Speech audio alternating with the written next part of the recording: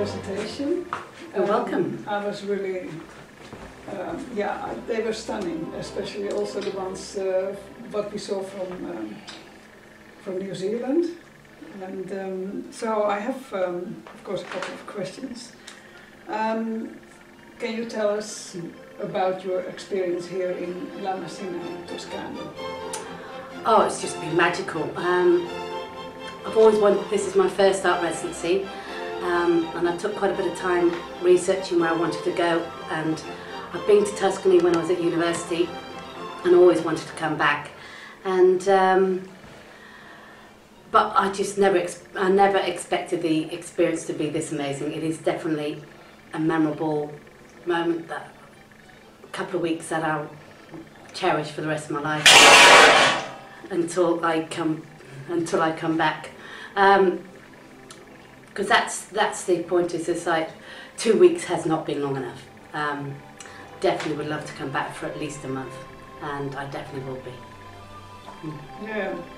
Did Toscana influence your work in any way? Yes. What I wanted to do with the residency was experience. I love the landscape.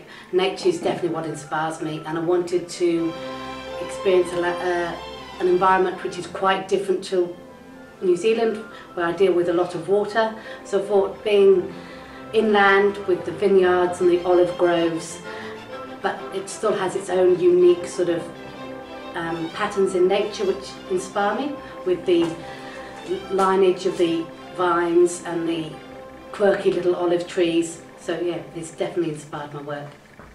Yeah, you did a great job with that. I was really amazed by how you made the different, well, we call them asering. I don't know what they are in English, but the different marks, the carvings. Yeah, the carvings, very beautiful. So what attracts you to the whole process, from sketching to carving and to printing? I think what intrigues me about printing is that you're not in complete control of how it's going to turn out. I think it's just that it's always magical. I get quite excited when I pull the print off the final printing plate at the end and just see how it's turned out. I have an idea of how it's obviously going to turn out for the sketches and the colour studies, but you still don't know exactly how it's going to really look, and I think that's the magic of it. Printing, when I was at university, I was a painter, but then I developed into monoprinting, which is like a painterly form of printing, like painting on glass or perspex and then transferring the painting onto paper.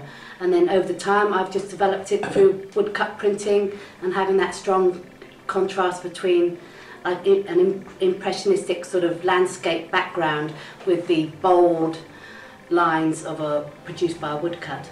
And see what happens next. Do you actually use different kind of wood? Would that make any difference in hardness? Or? Yes, I've used plywood in this case, but MDF. A lot.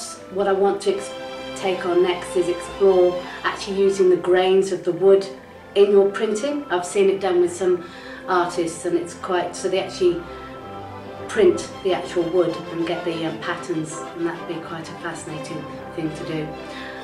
So there's plenty of ideas to explore which I haven't quite got to yet. So yes, wood, the different textures of wood can make a huge difference to your work. Very interesting. So how do you describe your artwork? Woodcuts, I sort of call them a painterly woodcut really, because I paint, like I said, I've just shown you that I paint the image onto wood first and then carve into it. And I think one reason I do that is the traditional way of woodcut printing or relief printing, lino cuts, is artists print each individual colour. I think maybe I'm a bit impatient, so I try and cut it down, so I paint the whole image and then just have to paint the black on top, so I break it down to two different printing processes really. Where did the interest of art come into your life? When? Oh, I've always loved art since a toddler. Scribbling, I remember got memory of scribbling on a wall that I wasn't supposed to. To primary school, used to love just playing around in the craft corner, and then going to university. But the turning point in my art career was having my cataracts removed about 8 years ago. And just, I was amazed in what I could see again, like just the intensity of colours and just tones, and that was it. I had to get seriously back into my own artwork, developing it that way. So that was a turning point 8 years ago, and that's when I started my own art business and websites and got a studio, and yes, and actually being at the Macina, I'd love to have an art residency in Topol, so who knows. If there's any benefactors out there who want to help, support it, get in touch. I'll definitely come. Well, thank you very much. Thank you, Nell. Really lovely to see you. Thank you. Adesso possiamo andare a vedere.